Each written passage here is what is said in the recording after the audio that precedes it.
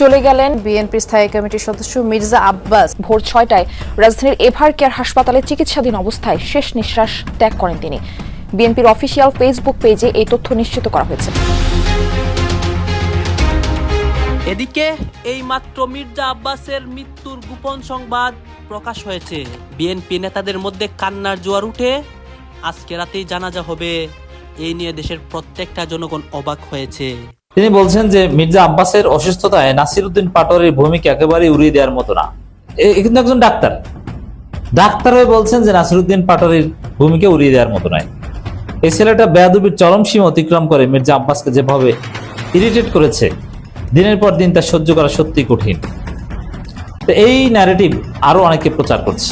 ইন্না লিল্লাহ, গুরুতর অসুস্থ হয়ে কোমায় মির্জা আব্বাস। আমরা গভীর শোক ও দুঃখের সাথে জানাচ্ছি যে স্থায়ী কমিটির সদস্য ঢাকা ৮ আসনের সাংসদ মির্জা আব্বাস আর আমাদের মাঝে নেই। ইন্না লিল্লাহি ওয়া ইন্না ইলাইহি রাজিউন। ইন্না লিল্লাহি ওয়া ইন্না ইলাইহি রাজিউন। মির্জা আব্বাস কিছুক্ষণ আগে মারা গেছেন।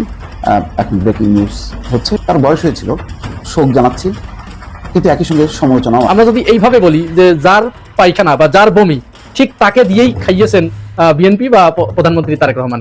নির্বাচনের পর থেকে কিন্তু আমরা শুধু তার নরম চেহারাটাই দেখেছি, কিন্তু তিনি দেখুন দেশের স্বার্থে, রাজনীতির স্বার্থে এবং জুলাইয়ের স্বার্থে তিনি বিন্দুমাত্র আপোস করেন নাই। বারুদের মতো তিনি চলে উঠেছেন। হ্যাঁ, তারেক রহমান এবার তার ভয়াবহ রূপ দেখাতে শুরু করেছে। একদিকে মির্জা আব্বাসের এই খারাপ অবস্থা হওয়ার পর, অন্যদিকে বাংলাদেশের রাজনীতির মধ্যে নতুন অনেক ঘটনা হওয়ার পর।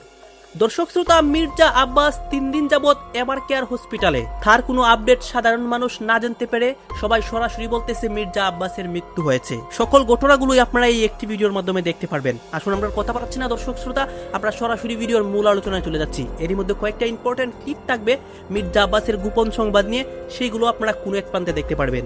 ইন্না লিল্লাহ, গুরুতর অসুস্থ হয়ে কোমায় প্রধানমন্ত্রীর রাজনৈতিক উপদেষ্টা ও ঢাকা ৮ আসনের সংসদ সদস্য মির্জা আব্বাসকে চিকিৎসার জন্য সিঙ্গাপুরে নেওয়ার পদক্ষেপ নেওয়া হয়েছে। বিভিন্ন হাসপাতালের সঙ্গে আলোচনা হয়েছে। বৃহস্পতিবার রাতে বিএনপির মিডিয়া সেলের সদস্য শায়রুল কবির খান এ তথ্য জানান। শায়রুল কবির খান বলেন, চিকিৎসকের পরামর্শে মির্জা আব্বাসকে উন্নত চিকিৎসার জন্য সিঙ্গাপুরে নেওয়ার প্রস্তুতি চলছে। বুধবার ইফতারে পানি পান করার সময় হঠাৎ করেই জ্ঞান হারিয়ে ফেলেন মির্জা আব্বাস। অবস্থার উন্নতি না হলে গভীর রাতে তাকে এভার কেয়ার হাসপাতালে ভর্তি করা হয়। শায়রুল বলেন, বৃহস্পতিবার রাতে তাকে দেখতে হাসপাতালে গেছেন বিএনপি মহাসচিব, স্থানীয় সরকার মন্ত্রী মির্জা ফখরুল ইসলাম আলমগীর, স্থায়ী কমিটির সদস্য আব্দুল মঈন খান, সমাজ কল্যাণমন্ত্রী অধ্যাপক ডাক্তার AJM জাহিদ হোসেন। এর আগে বিরোধী দলীয় নেতা জামায়াতের আমির শফিকুর রহমান তাকে দেখতে হাসপাতালে যান। সাক্ষাৎকারে জামায়াতের আমির ডাক্তার শফিকুর রহমান মির্জা আব্বাসের দ্রুত সুস্থতা কামনা করে মহান আল্লাহর কাছে দোয়া করেন।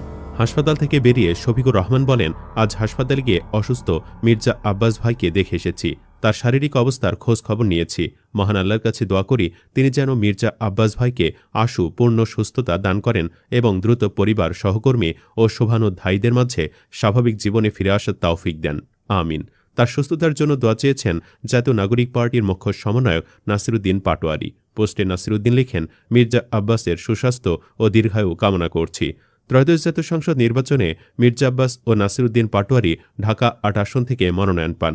নির্বাচনে মির্জা আব্বাস ৫৯,৩৬৬ ভোট পেয়ে জয়ী হন, আর নাসিরউদ্দিন পাটোয়ারি পান ৫৪,১২৭ ভোট। নির্বাচনের আগে ও পরে নাসিরউদ্দিন পাটোয়ারি চাঁদাবাজি ইস্যু নিয়ে মির্জা আব্বাসের কঠোর সমালোচনা করে আসছেন, যা নিয়ে সামাজিক যোগাযোগ মাধ্যমে ব্যাপক আলোচনা ও সমালোচনা হয়।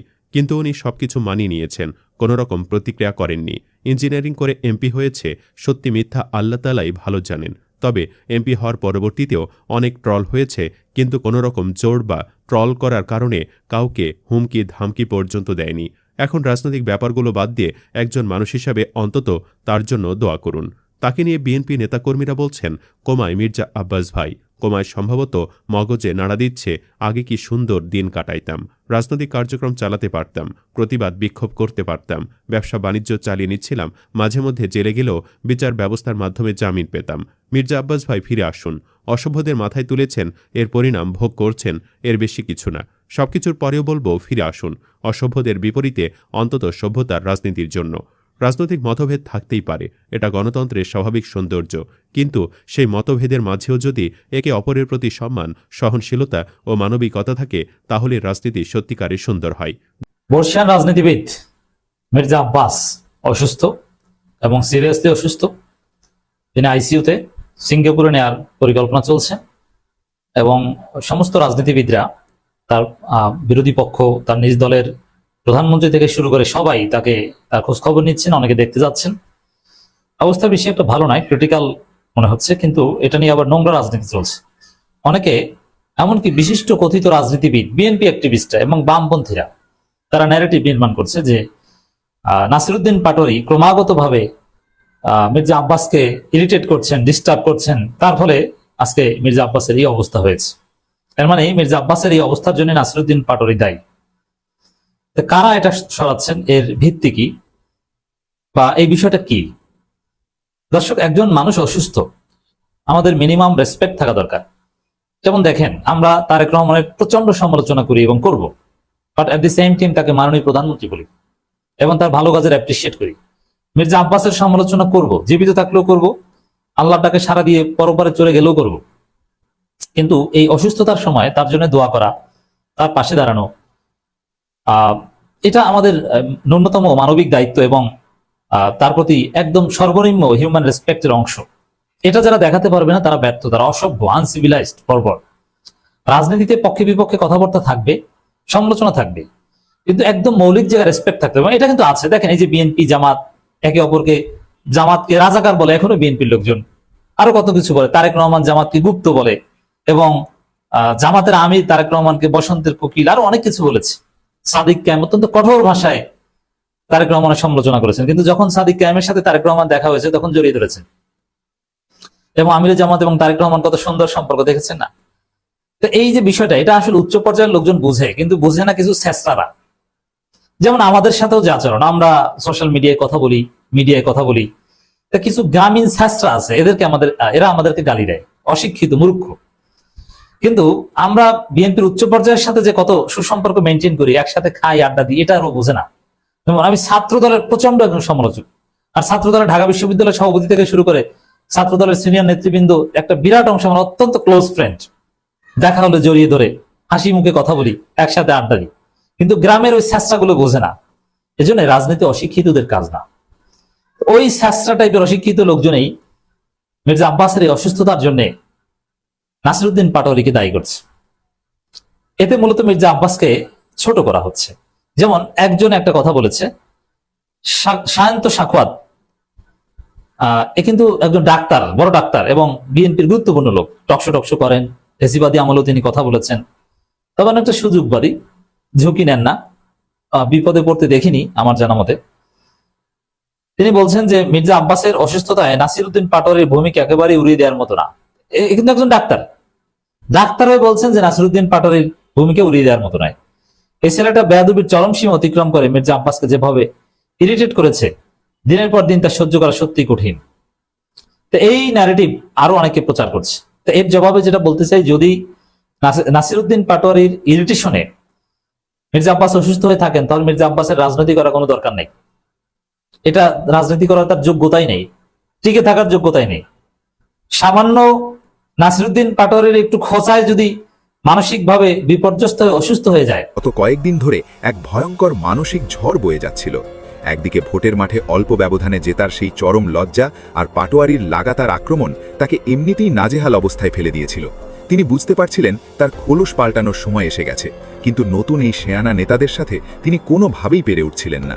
ঠিক এই দিশেহারা অবস্থার মধ্যেই তার ঘাড়ে চেপে বসে আরেক বিশাল বড় ঝামেলা। মাত্র দুদিন আগে রাজনীতির মাঠের সবচেয়ে চাঞ্চল্যকর খবরটা সামনে চলে আসে। ইনকিলাব মঞ্চের প্রিয় মুখ শহীদ হাদিকে যারা দুনিয়া থেকে চিরতরে সরিয়ে দেওয়ার মূল কারিগর, সেই মাস্টারমাইন্ড ডন ফয়সাল কারিম মাসুদ হঠাৎ করেই ভারতের বনগা বর্ডারে ধরা পড়ে যায়। আর এই মাসুদ ধরা পড়ার খবর শোনার পর থেকেই মির্জা আব্বাসের বুকে রীতিমতো কাঁপুনি ধরে যায়। মানুষের মনে এখন নতুন করে সন্দেহ দানা বাঁধছে। সবার মনে একটাই গুঞ্জন, ঢাকা ৮ আসনে নিজের জয় নিশ্চিত করতে আর রাস্তার সবচেয়ে বড় কাঁটা সরাতে মির্জা আব্বাস তলে তলে কোনো কলকাঠি নেড়েছিলেন কিনা। মাথার ওপর নগদ ৫০ লাখ টাকার বিশাল পুরস্কার আর এত বড় একটা মামলা থাকার পরও মাসুদ কোন সাহসে বর্ডার পার হয়ে দেশে ঢোকার কথা ভাবল, তা নিয়ে সবাই তাজ্জব বনে গেছেন। তাকে তবে নতুন ক্ষমতায় বসা কোনো বড় নেতা দেশে ফেরার জন্য তলে তলে গ্রিন সিগন্যাল দিয়েছিল? মানুষ এখন ২-এ ২ ৪ মেলাতে চাইছেন। তারা ভাবছেন মির্জা আব্বাসী হয়তো নিজের পথের কাঁটা সরাতে নিজের মতো করে গুটি সাজিয়েছিলেন, আর এখন মাসুদ বর্ডারে ধরা পড়েতেই এ সমস্ত গুঞ্জন আরও ডালপালা মেলছে। এই ভয়ঙ্কর গুঞ্জনের চাপে পড়েই মির্জা আব্বাসের আজ এমন মেরে যাওয়ার মতো অবস্থা তৈরি হয়েছে।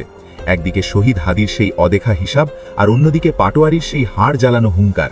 এই দুই বিশাল চাপের মাঝে পড়ে তার রাতের ঘুম পুরোপুরি হারাম হয়ে গিয়েছিল।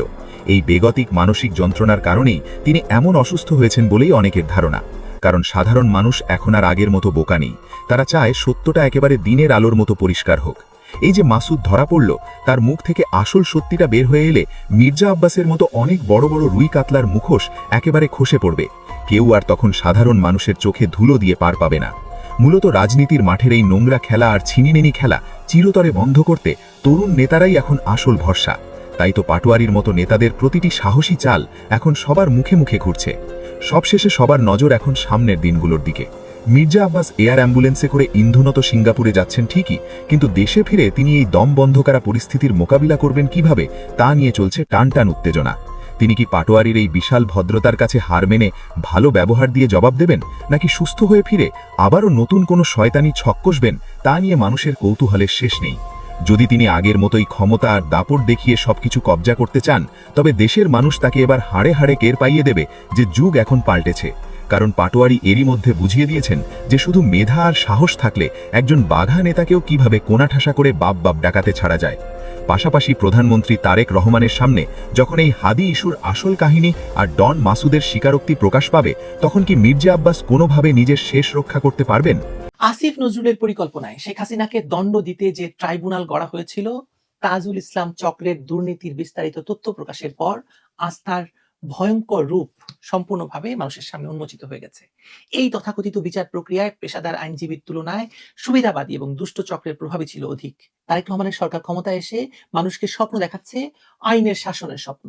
আইনের শাসন যদি করতে হয় তাহলে আইসিটি বাতিল করে এবং আইসিটিতে দেওয়া রায়গুলো বাতিল করে তারপরই আইনের শাসন প্রতিষ্ঠিত হতে পারে। চলুন, কেন এটা বলছি তা আপনাদেরকে বিস্তারিত বিশ্লেষণ। রাজাকারদের আইনি প্রতিনিধি তাজুল ইসলামকে নিয়োগ দেওয়া থেকে শুরু করে সাইমুম রেজার মতো অদক্ষ ব্যক্তিদের নিয়ে যে প্রসিকিউশন টিম গঠন করা হয়েছিল তা বিচারিক ইতিহাসের এক কলঙ্কজনক অধ্যায়। তাজুল ইসলামের আইনগত দক্ষতার পরিধি নো ট্রিটমেন্ট নো রিলিজ, অর্থাৎ চিকিৎসা প্রদান করব না, মুক্তিও দেব না, এই ধরনের হাস্যকর তত্ত্বেই সীমাবদ্ধ।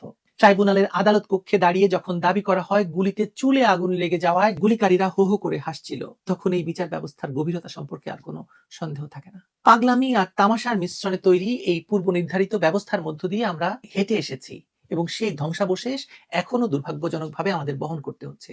সাবেক প্রধানমন্ত্রী শেখ হাসিনা এবং বীর মুক্তিযোদ্ধা আসাদুজ্জামান খান কামালের বিরুদ্ধে রায় প্রদানের জন্য যে রাজসাক্ষীর নাটক মঞ্চস্থ করা হয়েছে, সেই নাটকেও আমরা অবগত হয়েছি যে ঠিক আওয়ামী লীগটাও সেরকম 14-15 বছর রাজত্ব করেছে, কিন্তু এখন তারা সোশ্যাল মিডিয়াতেই রয়েছে এবং শূন্য থেকে শূন্যতর হয়ে যাচ্ছেন। মানুষ একের পর এক হারিয়ে দিচ্ছে বা মানুষের মন থেকে মুছে যাচ্ছে। আওয়ামীরা বলবেন আমাদের তো অংশ নিতেই দেওয়া হয়নি, আমাদের বিরুদ্ধে অভিযোগ করা হয়েছে। আরে তোমরা তো পালিয়ে এসছো। ডিফাইন্ড আওয়ামী লীগের কিছু চারা এখন বাংলাদেশের মাটিতে রয়েছে। কিছু সুবিধাবাদী নেতা বারবার এখনো উস্কানি দিয়ে যাচ্ছেন, এখনো রাষ্ট্রপতির মন্তব্যকে আগের সঙ্গে এখন তুলনা করে বলছেন রাষ্ট্রপতি চক্রান্তকারী, রাষ্ট্রপতি ধান্দাবাজ, রাষ্ট্রপতি পাল্টিবাজ। যারা আওয়ামীকে সমর্থন করবে না তারাই ষড়যন্ত্রকারী, তারাই পাল্টিবাজ। আওয়ামী লীগের উচ্চস্তরের নেতৃত্বরা নিজেদের দলের মধ্যেই তারা ষড়যন্ত্র করে ফেলেছে।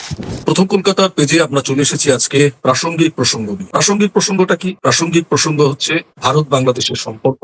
আমরা মনে করছি মানুষের অধিকার রক্ষিত হয়েছে গত 12ই ফেব্রুয়ারি বাংলাদেশের মাটিতে ত্রয়োদশ জাতীয় সংসদ নির্বাচনের মধ্যে দিয়ে। 12ই ফেব্রুয়ারি নির্বাচন হয়েছিল, আর ঠিক তার 30 দিনের মাথায় বাংলাদেশের সংসদে ত্রয়োদশ জাতীয় নির্বাচনের পর, সংসদ নির্বাচনের পর গতকাল বসেছিল প্রথম অধিবেশন। সেই অধিবেশনে আমরা কি দেখলাম? একটা গণতান্ত্রিক প্রক্রিয়ার রূপ যেটা হতে পারে সেটা কিন্তু সংসদের অধিবেশনের প্রথম দিনই কিন্তু উপস্থাপিত হয়েছে। সরকার পক্ষ বিরোধী পক্ষ এক আসনে বসে, এক জায়গায় বসে দেশ পরিচালনার কাজে বিভিন্ন সিদ্ধান্ত নেওয়ার জায়গায় তারা গেছে। পররাষ্ট্র নীতিতে সেখানেও কিন্তু গতকালের জাতীয় সংসদ নির্বাচনের প্রথম দিনটা ছিল অত্যন্ত সৌভাতৃত্বপূর্ণ। আমাদের দেশের প্রাক্তন প্রধানমন্ত্রী ডক্টর মনমোহন সিং এর মৃত্যু নিয়েও তারা শোক প্রস্তাব দিয়েছে। এটাই তো হওয়া উচিত ছিল। কিন্তু আজকে আমাদের আলোচনার বিষয় কি হতে পারে? বাংলাদেশের 15 বছরের সরকার, যাকে বাংলাদেশের মানুষের কথায়, বাংলাদেশের সংবাদপত্রের কথায়, বিভিন্ন বিশ্ব সংবাদের মাধ্যমে আমরা বুঝতে পেরেছি বাংলাদেশে নাকি স্বৈরাচারী শাসন হয়েছে গত 15 বছর। হয়েছে কি না হয়েছে সেটা বাংলাদেশের মানুষই বুঝিয়েছে গত 2024-এর 5ই আগস্টের মধ্যে দিয়ে। গত 15 বছরে বাংলাদেশের জাতীয় সংসদে কি চিত্র ছিল আর আমরা কালকে কি রূপ দেখলাম। আওয়ামী লীগ যদি নির্বাচনে আসতে পারতো। দর্শক আপনারা তো দেখলেন কেন কি কথা হচ্ছে, অনেকে কিন্তু অনেক কথা বলতেছে, অনেকে আলোচনা করতেছে, অনেকে সমালোচনা করতেছে দেশের বিভিন্ন অবস্থা এবং পরিস্থিতি নিয়ে। এখানে আমরা দেখতে পাচ্ছি মির্জা আব্বাসের বিষয়ে কথা হয় এবং মির্জা আব্বাসের অসুস্থতার বিষয় বা অনেক নিউজ যে বর্তমানে সামাজিক যোগাযোগ মাধ্যমে ছড়িয়েছে এইগুলো নিয়ে কথা হয়। এই বিষয়গুলো দেখে এবং দেশের রাজনীতির প্রেক্ষাপটগুলো নিয়ে আপনার মন্তব্য কি? আপনার গুরুত্বপূর্ণ মন্তব্যটা অবশ্যই আপনারা আমাদের কমেন্ট বক্সে লিখে যাবেন। আর হ্যাঁ, কোন আপনাদেরকে আমরা যা কিছু দেখে যে সব কিছু আমরা সোশ্যাল মিডিয়া থেকে সংগ্রহ করেছি, এখানে আমাদের নিজস্ব কোনো মন্তব্য নেই বা আমাদের নিজস্ব কোনো সিদ্ধান্ত নেই। সর্বশেষ আপনাদের কাছে আমাদের একটা রিকোয়েস্ট থাকবে, আপনারা আমাদের চ্যানেলের নতুন দর্শক হয়ে থাকলে চ্যানেলটি সাবস্ক্রাইব করবেন এবং পাশে থাকা বেল বাটনটি বাজাবেন যাতে করে নেক্সট ভিডিওটা সবার আগে আপনাদের কাছে পৌঁছে যায়। ধন্যবাদ।